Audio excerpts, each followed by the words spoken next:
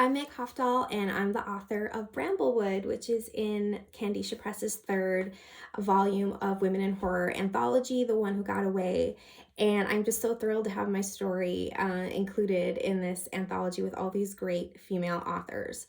So a little bit about me. I'm the co-author of The Science of Stephen King, The Science of Women in Horror, The Science of Monsters, with my co-writer Kelly Florence. I also am the author of the Twisted Reveries series, short story collection series, as well as the novel series, The Willoughby Chronicles.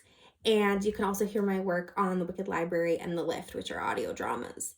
So I'm going to read a little bit of Bramblewood. I'm hoping that it'll intrigue you and you'll want to learn more, not just about my story, but all the stories in the collection. So thank you to Candisha Press and Jill for allowing me to do this little reading. I laid back into the heap of pillows, tracing back how I got myself into such a peculiar position. Rowdy would laugh.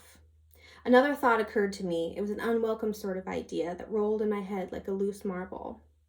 Why would Pam be driving around on the outskirts of town on a Friday night? There was nothing back there but Rowdy and more of those meth heads she spoke of. Her car was so nice and new, so clean on those back roads. Scratch, scratch, scratch. I sat up, holding in my breath. Scratch, scratch, scratch, scratch. The horse figure on the table kept grinning, not owning up to any mischief. Tap, tap, tap. It was behind me, through the wooden headboard, coming from where I assumed was the master bedroom. I flipped over onto my knees, pushing a few pillows out of my way to listen. Scratch, tap, scratch, tap, scratch. I pressed my hand against the cold wall, alarmed by the purposeful and measured communication. Images of fanged and menacing horror movie creatures came and went, leaving behind the heavy truth. My fingers curled into a fist. I gave one solid knock above the headboard. Tap. It was little Dottie, I told myself. Or silly Andrew, 9 years old, Pam had said, and looking to play. Yet the saliva in my throat had thickened, making it harder to swallow, and both my hands instinctively found the tender skin of my neck. I pinched on both sides, struggling to understand the fear. The room, which had felt spacious, now squeezed at my sides. I was hot and anxious, and I tingled all over. Questions and worries poised on the corner of my consciousness, whipping me into a froth. I kicked the remaining pillows off the bed and sprung up, uncertain what to do with all my strange, vibrating energy. My bare feet were vulnerable in the thick carpet. I felt every fiber.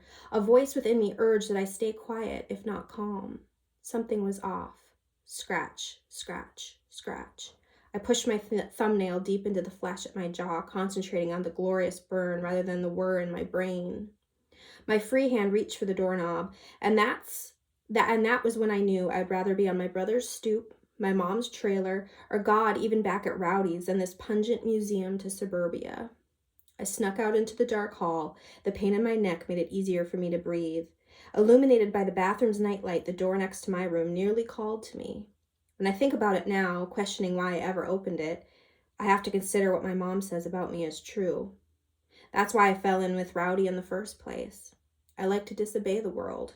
That's what I say about him, but I guess I have to accept it about myself, too. So just like how I stuck my thumb out to hitchhike, I stuck my hand out and I opened that door. So that's just a little excerpt from Bramblewood, and if you like it, let me know. And I look forward to hearing all the love for all the great authors in this collection, and stay spooky. Thank you.